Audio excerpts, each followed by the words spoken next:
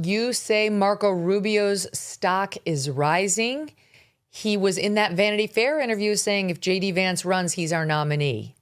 So is it settled or is it I not? think it's settled. They're genuine friends. Sometimes in politics, people say they're friends and they're not, but these guys are.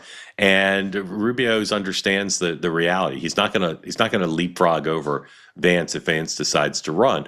But the future will take care of itself. But what I traced on Next Up, and I think is just an incredible human story, is 10 years ago this guy was calling Donald Trump. Donald Trump was calling him Little Marco, and he I was was he there. was calling Trump a fraud, and he was making jokes about The the hands. size of Donald Trump's hands. And now he is so well thought of in general in the administration, and like Henry Kissinger, first person since Kissinger to have both the jobs of National Security Advisor and Secretary of State. And on this Latin America stuff, his influence is even greater because of his familiarity with the region as the son of Cuban immigrants, as someone very familiar with Latin American dictators and the culture and the language and the rhythms of this whole thing.